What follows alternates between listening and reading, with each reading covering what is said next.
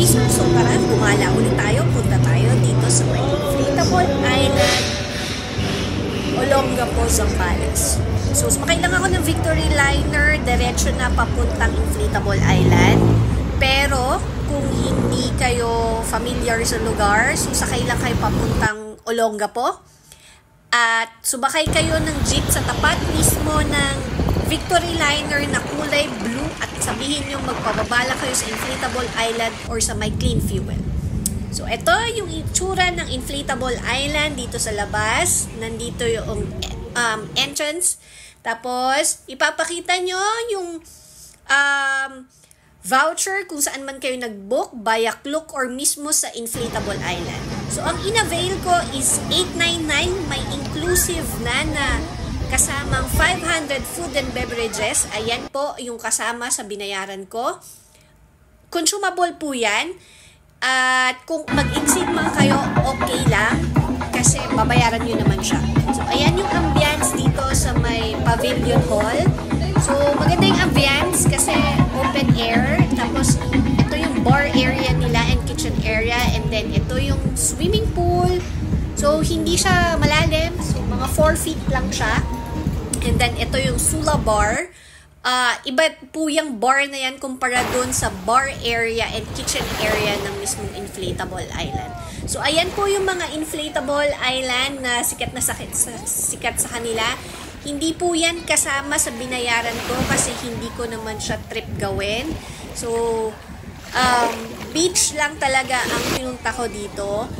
Tapos, ito yung mga libreng at kasama din sa babayaran nyo, yung mga tea hut. First come, first serve yan. So, kailangan yung mauna talaga. So, pwede nyo naman hiramin yung kabilang mga upuan. Mabilis lang din naman umaalis yung iba. Pero, open to from 8 a.m. to 5 p.m. lang po. 5 or 6 p.m. So, ayan yung itsura niya. Malakas maka-valley vibes. At Instagrammable talaga siya. Nothing fancy to offer. Basta, ang ino-offer lang nila is water activities. And then, itong mga tea hut na Instagrammable talaga. Pang picture taking lang talaga siya. Wala talaga, hindi rin naman white sand yung beach dito.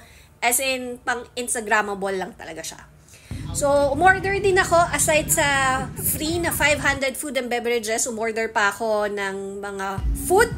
So, umabot ng almost 2K. So, expect nyo na mahal talaga ang pagkain sa kanila. So, wag na kayo magtaka. Tulong nyo na rin yan sa mga nagtatrabaho sa Inflatable Island. At the same time, syempre, kailangan din nila magbayad ng renta. So, acceptable naman yan. So, ayan yung itsura niya. So,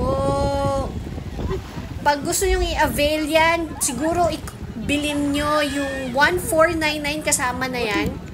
So, may 2 hours kayo para laruin yan. Kasi parang limited lang yung time dyan sa ganyan na yan. So, hanggang sa muli, ito ang inyong lakwatsyar ng appraiser na walang sawang magbibigay ng kakaibang lugar at kakaibang adventure dito man sa Pilipinas at saan man panig ng mundo.